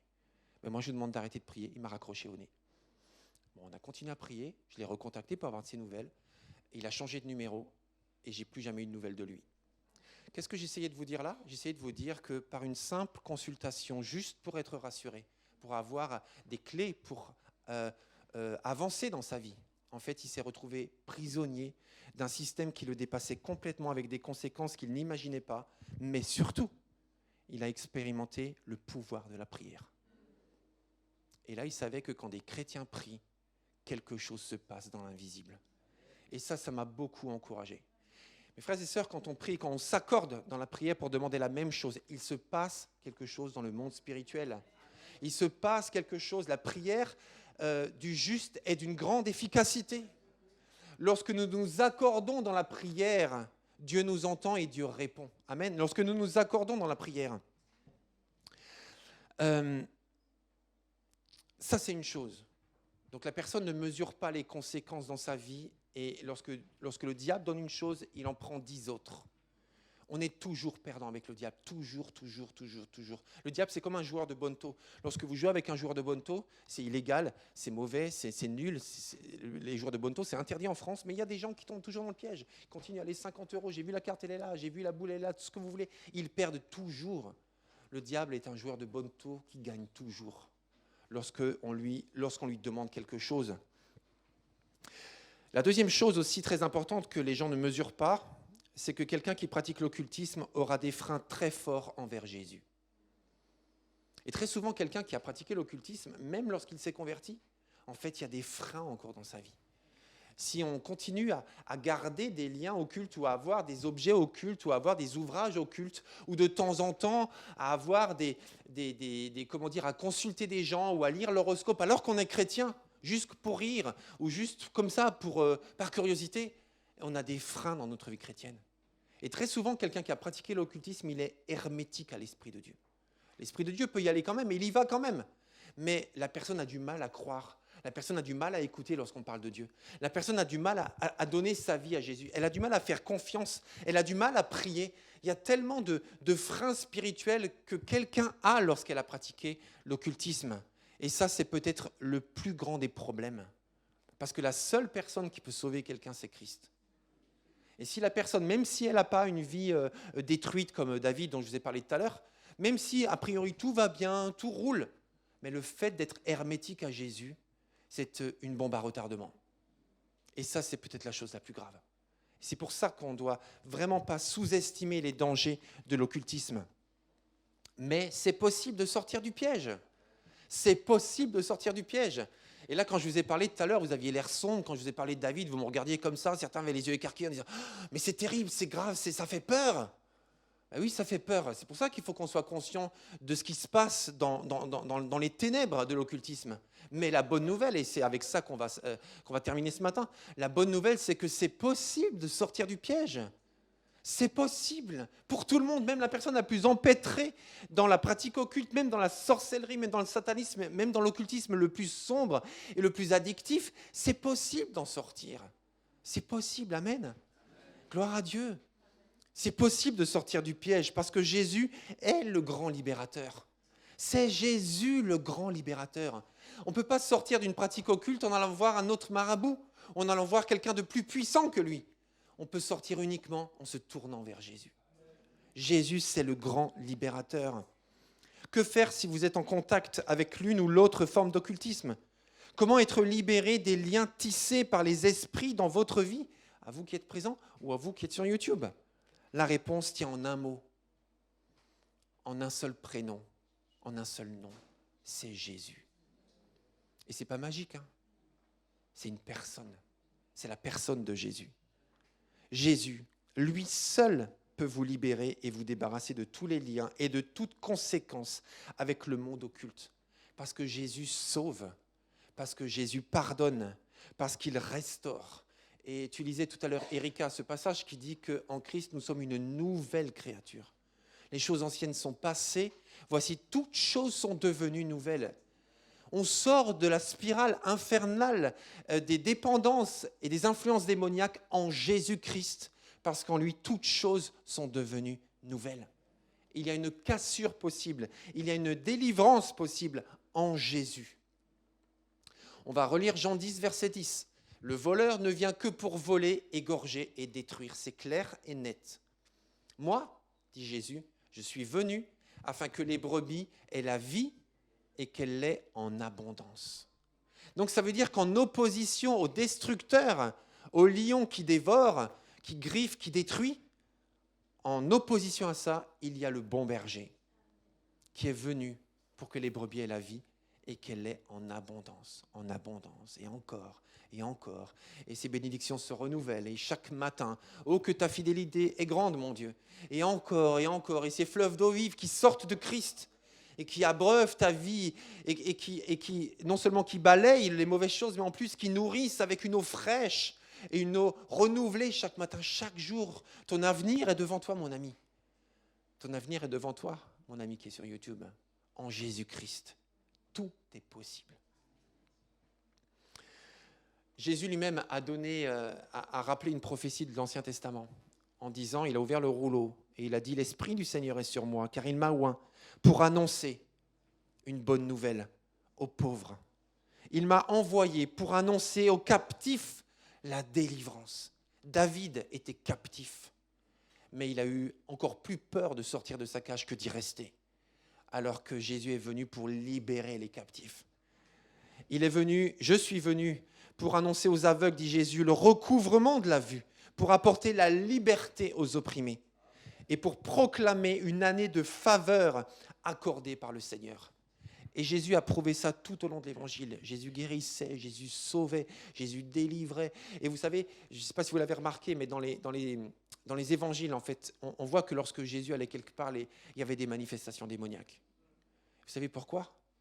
Parce que les démons ne pouvaient pas rester tranquilles lorsque Jésus était là. Mais vraiment, un jour, Jésus va au bord d'un lac, il y a 2 hommes qui viennent. Les possédés de Gadara, comme on dit en langage biblique, tout simplement, ils sont venus vers lui. C'est même pas Jésus qui allait les chercher, c'est même pas quelqu'un qui les a amenés, c'est eux qui sont venus vers Jésus. En fait, il y avait comment on peut dire, une suractivité démoniaque, une surmanifestation démoniaque, en fait, lorsque Jésus était là. Parce que lorsque la lumière arrive, les ténèbres reculent.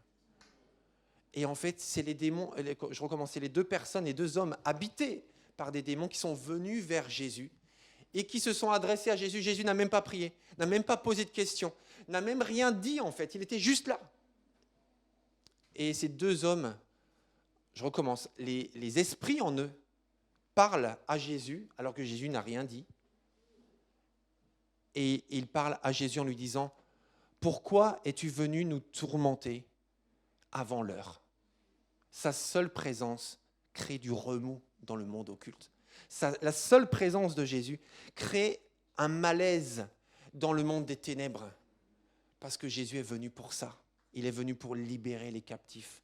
Et quand Jésus est là, ça dérange les mauvais esprits. Et sa présence suffit. Ça suffit en fait. Ça suffit pour faire une différence. Et donc les apôtres aussi, on voit les apôtres dans les actes des apôtres, il y a eu de nombreuses délivrances, de nombreuses manifestations démoniaques. Les apôtres, comme Jésus, en fait, au nom de Jésus, ils ont chassé ces mêmes démons parce que quand l'Esprit de Dieu qui était en Jésus et qui habite les chrétiens, eh bien, ils ont cette autorité en Christ de faire reculer le monde des ténèbres et de briser les chaînes parce que Jésus est venu pour libérer les captifs. Notre Jésus, ton Jésus, si c'est ton Jésus, il est venu pour ça. Jésus est venu pour débusquer les forces obscures. 1 Jean 3,8, voilà. Le Fils de Dieu est précisément apparu, c'est ce que dit le texte tel quel, le Fils de Dieu est précisément apparu pour détruire les œuvres du diable. Il est précisément apparu pour détruire les œuvres du diable. Il est là pour ça. Personne ne peut le faire en dehors de Jésus. C'est pour ça que pour la libération, la solution, c'est Jésus. Jésus a dépouillé les dominations et les autorités et il les a livrées publiquement en spectacle, en triomphant d'elles par la croix. C'est pour ça que le chrétien, il n'a pas à avoir peur du diable et des démons, il n'a pas à avoir peur. Parce qu'en fait, il est triomphant en Jésus-Christ. Vous savez, quand on parle du combat spirituel, du combat entre Jésus et le diable, entre Dieu et le diable, on ne parle pas d'un combat d'égal à égal où les deux essayent de se battre et puis on va voir qui va gagner à la fin. Ce n'est pas à force égale où Dieu essaye de terrasser le diable et puis ils se battent, et puis ils se battent, et puis ils se battent, et puis ils se battent. Le diable est vaincu. Quelqu'un a dit un jour que si tu as quelque chose à dire au diable, écris-le sous la semelle de tes chaussures, parce qu'il est déjà sous tes pieds. C'est la vérité, j'exagère rien en fait, parce que Jésus a dépouillé les dominations. Il est allé dans le monde des ténèbres et il a arraché les âmes que Satan avait volées pour les libérer en triomphant d'elles par la croix. Alors j'aimerais qu'on aborde, et encore une fois, voilà, je vais raccourcir, mais ce n'est pas un problème, parce que dans le groupe de maison, on va creuser. On va voir ensemble 6 étapes vers la pleine liberté de l'occultisme. Alors je tiens à dire que ce n'est pas une formule, ce n'est pas une recette, on est d'accord ? Ce n'est pas une recette, ce sont des principes importants. Et il n'y a pas d'ordre particulier nécessairement, en fait, parce que voilà, l'esprit conduit les choses d'une manière et parfois d'une autre, mais ce sont juste des étapes qui nous montrent les choses importantes à respecter pour pouvoir nettoyer sa vie aussi de toute influence occulte. Et ce que je vais vous dire là est en lien direct avec Acte 19 qu'on a lu la semaine dernière. Et aussi, je me suis appuyé sur ce livre, en fait, que vous pourrez acheter à la sortie de l'église, enfin commander en tout cas, parce qu'on n'a pas de stock, vous commandez et nous on les fait livrer à l'église. Il coûte 9,90 € et ce livre, il a été écrit par le pasteur Emmanuel Menlein, qui est déjà venu dans cette église pour faire un séminaire sur l'évangélisation. Et il est évangéliste et il a un ministère de délivrance aussi. Et à l'intérieur, vous trouverez des tas de témoignages, de paroles bibliques. Et ce livre s'appelle « Médium, astrologue, guérisseur, ce qu'ils ne vous disent pas ». Ce livre est fait pour nous chrétiens, mais aussi pour les non-chrétiens. Et moi, j'en ai tout un stock que j'offre à mes amis non-chrétiens parce qu'ils ne soupçonnent pas ce qui se passe dans le monde des ténèbres. Donc, si vous le voulez, moi, je vous invite vraiment à l'acheter.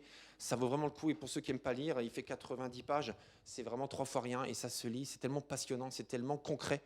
Je vous invite vraiment à l'acheter à la sortie de l'église pour les avoir dimanche prochain. Donc, 6 étapes vers la pleine liberté de l'occultisme. Alors, étape 1. Déjà, l'étape 1, c'est de vouloir être libre de tout lien avec le monde occulte.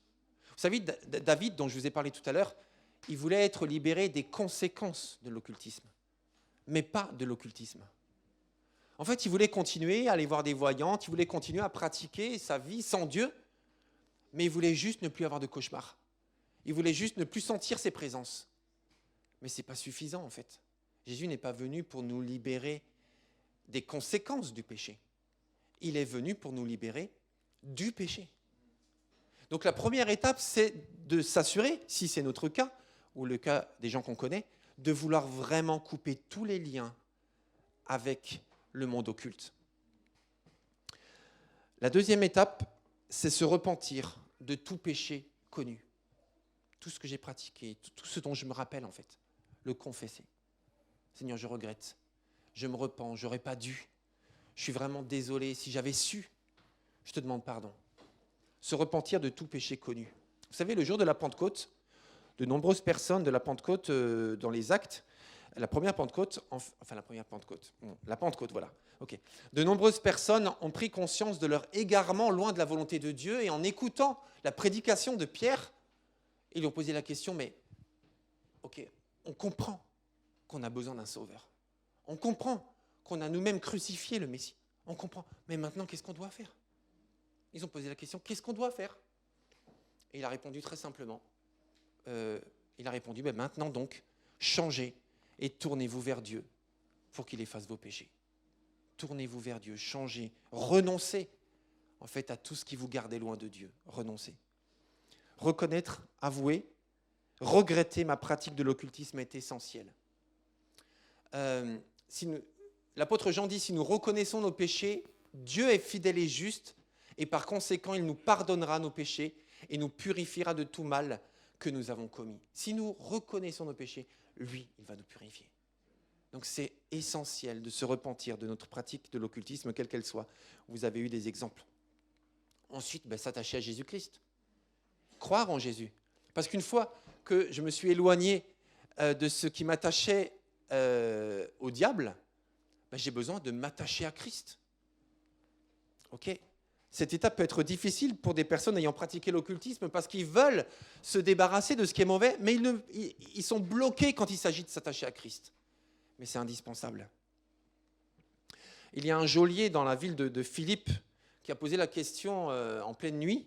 Philippe, c'était une ville, qui a posé la question en pleine nuit à Paul et Silas. Messieurs, que dois-je faire pour être sauvé? Ils lui ont répondu, crois au Seigneur Jésus pour être sauvé. Crois au Seigneur Jésus et tu seras sauvé, et il en sera de même pour toi et pour tous les tiens. Crois, attache-toi à Jésus, attache-toi. Jacques dira, soumettez-vous donc à Dieu et résistez au diable et il fuira loin de vous. Il n'a pas le choix, mes amis, il n'a pas le choix. Soumettez-vous à Dieu, résistez au diable. Donc je coupe tout lien avec l'occultisme et je me soumets à Dieu. Il est obligé de partir. Amen. C'est extraordinaire quand même. Ce n'est pas une recette, c'est un principe spirituel. Je me soumets à Dieu, je suis du côté du vainqueur qui a dépouillé le diable. Je me coupe de toute influence pour ne pas alimenter les droits qu'il aurait sur ma vie. Donc je coupe avec lui, je me soumets au vainqueur. Et c'est fini, il n'y a plus rien entre lui et moi en fait. 4e étape, demander la libération par la prière. Par la prière. Par la prière des frères et sœurs, par la prière des ministères, par la prière d'un frère, d'une sœur. Vous savez, il y a des ministères de délivrance. Mais il n'y a pas toujours besoin d'un ministère de délivrance. Simplement la prière d'un frère. Vous lirez dans ce livre, il donne l'exemple d'un gars en fait, qui était hyper chargé. Vous lirez. Une simple prière. Il n'a même pas vu cet homme en fait. Il n'a même pas touché, il n'a même rien fait en fait. Il a juste prié avec la maman à l'étage autour d'une table. Prière toute simple, pas du tout spectaculaire. Bim, le garçon dans sa cave délivré. Délivré immédiatement. Vous lirez, c'est incroyable. Une simple prière faite par la foi, parce que nous avons tous autorité sur le monde des ténèbres. Et il y a des ministères de délivrance qui sont importants, parce qu'il y a des moments où ils sont indispensables. Mais voilà, on a aussi besoin d'exercer notre autorité en Dieu par la prière pour ceux qui souffrent des symptômes de l'occultisme. Confessez donc vos péchés les uns aux autres et priez les uns pour les autres, afin que vous soyez guéris. Quand un juste prie, sa prière est une grande efficacité. Si tu es chrétien, ta prière est d'une grande efficacité. Très, très puissante, ta prière. Et Satan essaie de te faire croire que ce n'est pas très puissant, ta prière. Que c'est un peu, c'est un peu fade. Ce n'est pas vrai. C'est pas vrai, parce qu'en Christ, ta prière a une autorité sur le monde des ténèbres. En Christ, parce que c'est lui qui a remporté la victoire et qui a autorité sur le monde des ténèbres. Donc, en Christ, ta prière a autorité. 5e, tenir ferme dans la foi. Il peut arriver que malgré les étapes de foi dont nous venons de parler, le doute et la peur veulent reprendre le dessus. Que faire si j'ai encore peur? Que faire si je suis encore oppressé? Que faire si j'ai l'impression que Jésus n'agit pas? Eh bien, appuie-toi sur la vérité de la Bible. Appuie-toi sur ce que Dieu dit. Tiens ferme dans la foi, persévère, accroche-toi, même si tu fais encore des cauchemars, même si tu sens encore de l'anxiété, même si tu as encore des troubles que tu avais avant, accroche-toi à la parole de vérité. Accroche-toi à Dieu et tiens ferme, parce que la victoire est acquise pour toi. Donc n'abandonne pas avant le dernier coup. Et je termine, voilà, je redis ce passage, soumettez-vous donc à Dieu et résistez au diable et il fuira loin de vous. Mais rappelez-vous, avant de partir, il cherchera à faire du désordre, à faire du chaos, à déranger, à faire peur. Il cherchera à le faire, mais n'aie pas peur, parce qu'il fuira loin de toi, c'est sûr. Dernière étape, il faut se débarrasser de tout matériel occulte en ta possession. Il faut s'en débarrasser. Parce que sinon, tu gardes encore un lien avec le monde occulte. Tu gardes encore un lien avec le monde des ténèbres. Si tu gardes chez toi des choses qui te gardent dans cette pratique, donc tu dois te débarrasser de tout ouvrage, de toute amulette, de tout livre, de toute application, je ne sais pas, de tout produit, de toute eau, de toute huile, de toute épice dans la cuisine, tu vois ce que je veux dire, mais de tout ce qu'on t'aurait donné pour une pratique occulte, il faut t'en débarrasser. Cette crème qu'on t'a demandé de mettre, cette huile qu'on t'a demandé de mettre, débarrasse-toi-en, détruis-le. Détruis-le vraiment, le revends pas, même si ça coûtait cher, mais détruis-le. C'est pour ça que vous verrez à la sortie de l'église, on a mis les cartons, vous avez reçu le message, j'ai mis 2 cartons, j'ai 2 cartons de réserve encore s'il faut. Si vous avez des choses à déposer, déposez-les. Déposez-les en sortant ou en entrée, vous le faites tranquillement, vous n'avez pas besoin de vous justifier. Vous le faites tout simplement. Et nous, on va le détruire. Amen. Mais il faut le détruire. Dans Acte 19, beaucoup de ceux qui avaient exercé la magie, c'est mon dernier passage, beaucoup de ceux qui avaient exercé la magie apportèrent leurs livres de sorcellerie, les mirent en tas et les firent brûler aux yeux de tous. Leur valeur fut estimée à 50 000 pièces d'argent.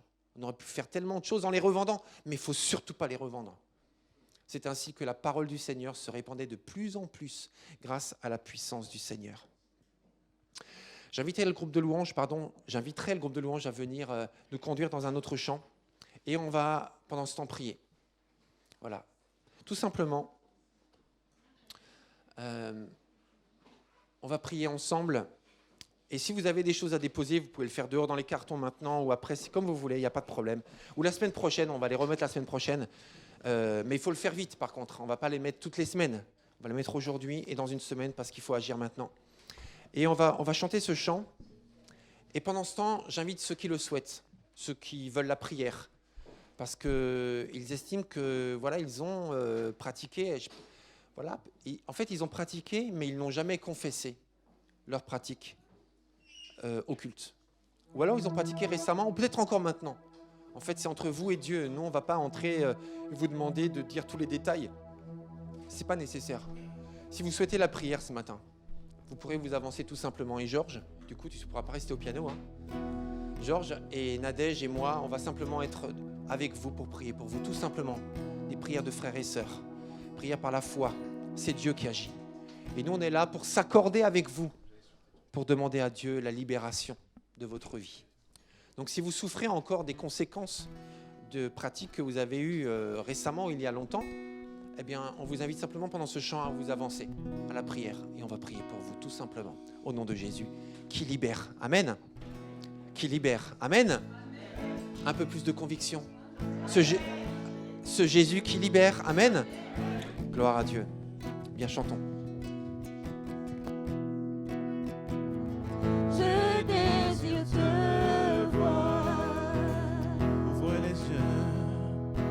Ouvre les yeux de nos cœurs, Père. Ouvre les yeux de mon cœur. Je désire te voir. Je désire te voir. Ouvre les yeux de nos cœurs. Ouvre les yeux de nos cœurs, Père. Ouvre les yeux de nos cœurs. Nous désirons te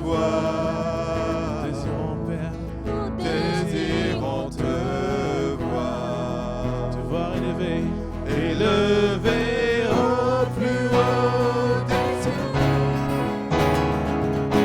rayonnant de l'éclat de ta gloire, répandons d'amour ta force, alors que nous chantons, tu es saint, tu es saint.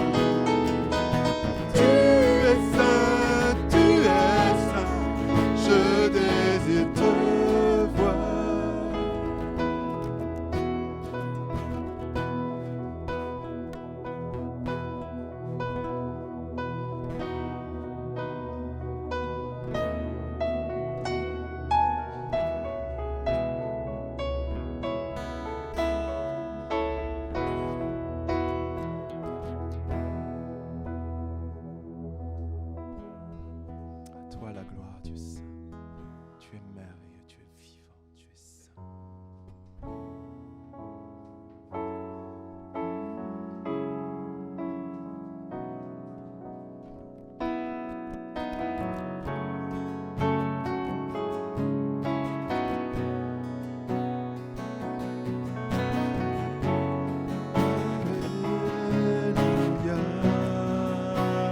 Alléluia.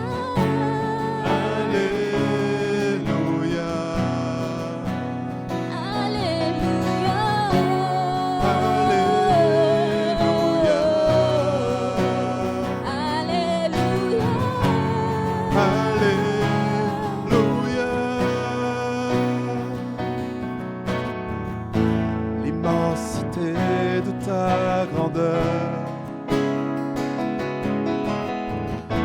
me montre que je ne suis rien. Mais quand tu façonnais la terre, j'étais déjà près de ton cœur. Tu m'aimais avant que je sois. Et pour moi tu as tout donné. Toi seul pouvais me libérer. Amen. À la délivrance est en toi, Seigneur. C'est pourquoi je veux t'adorer. Toi seul est digne de recevoir louange et gloire pour l'éternité. Toi seul est digne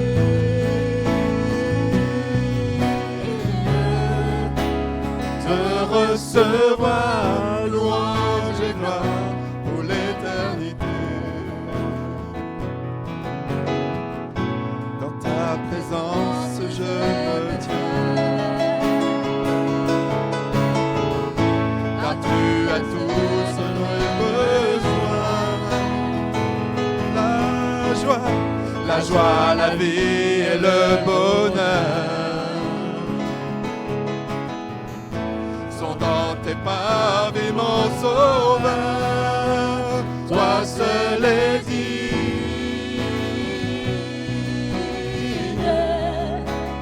de recevoir louange et gloire pour l'éternité.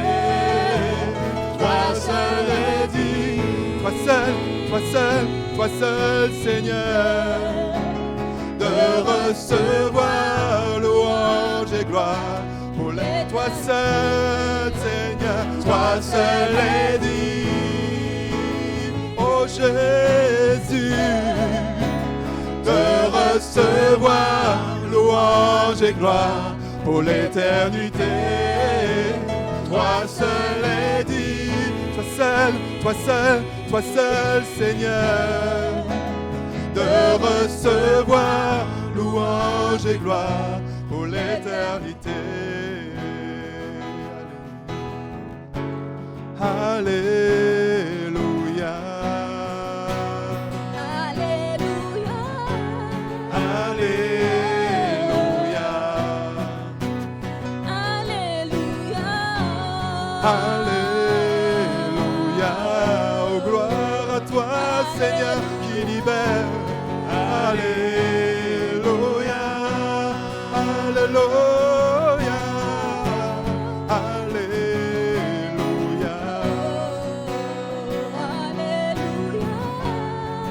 Alléluia.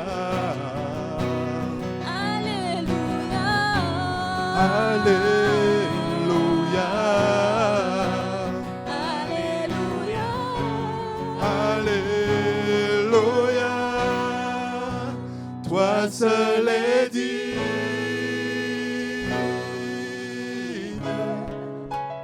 de recevoir louange et gloire pour l'éternité.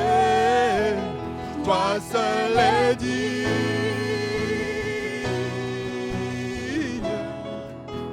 de recevoir louange et gloire. Proclamons que le Seigneur est digne. Toi seul est digne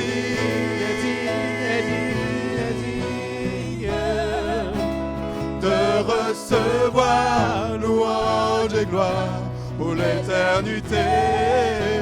Toi seul est digne. Toi seul, Seigneur, de recevoir louange et gloire pour l'éternité.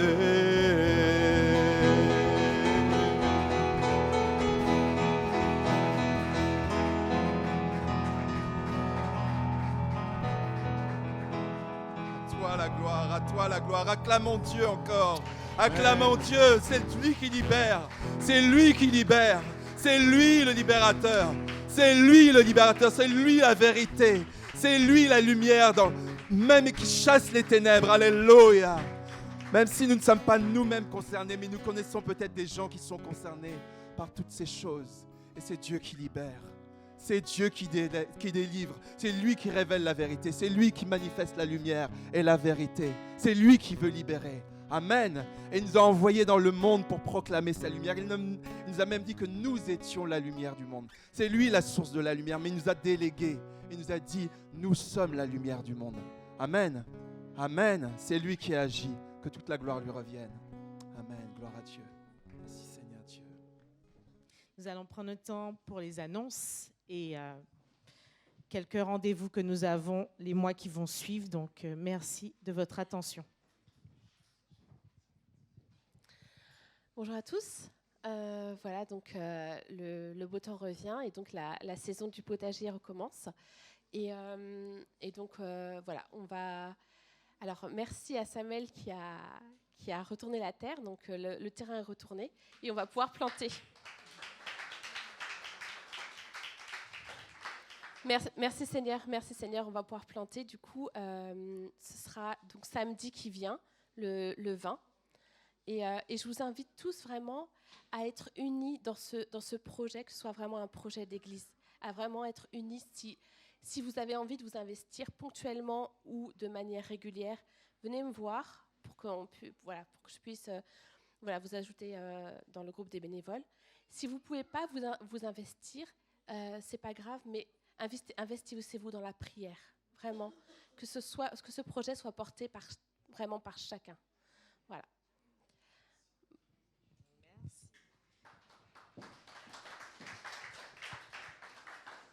Donc justement, comme Philippe l'a annoncé, on va procéder à une précommande des livres. Donc si vous êtes intéressé, c'est Amélie qui prend les commandes juste à la sortie du culte. Donc, il y a 3 événements. Comme on l'a annoncé la semaine dernière, donc au mois de mai, nous avons notre convention nationale donc de l'Église de Dieu en France. Donc, cet événement se passe à Troyes.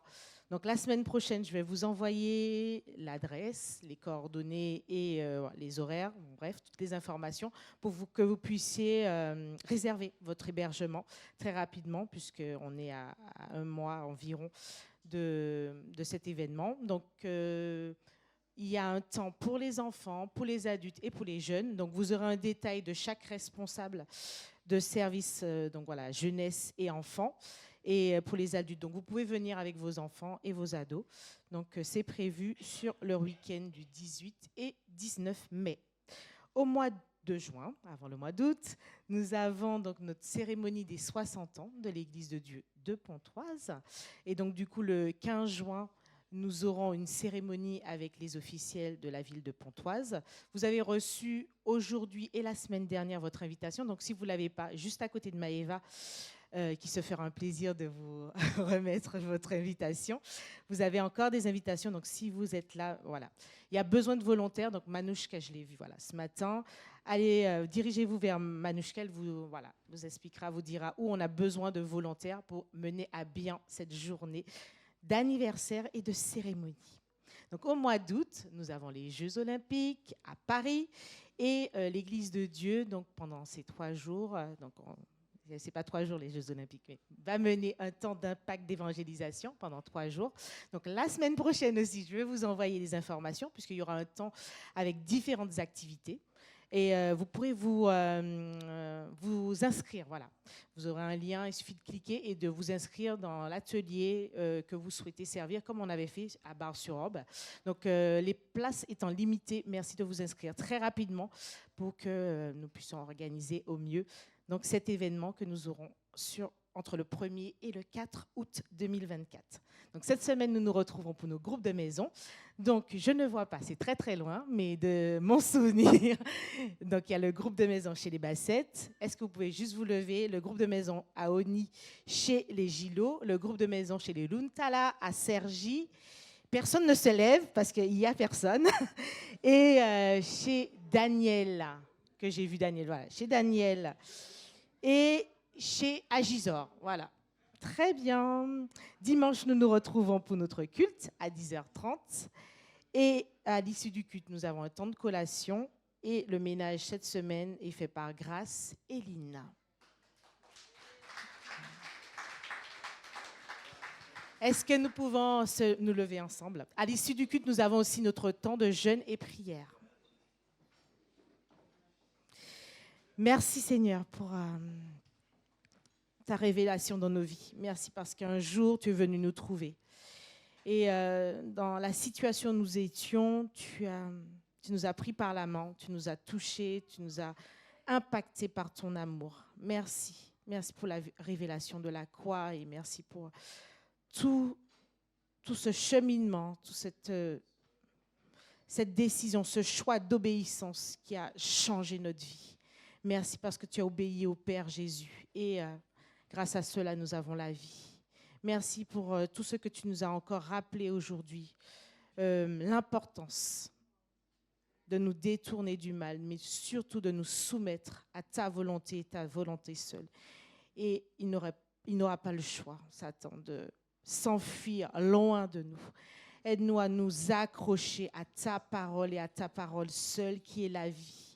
Et qui est la révélation de toutes choses, et qui met vraiment le doigt sur ce qui ne va pas, sur ce auquel nous devons renoncer, délaisser et abandonner pour avoir un changement de vie radical.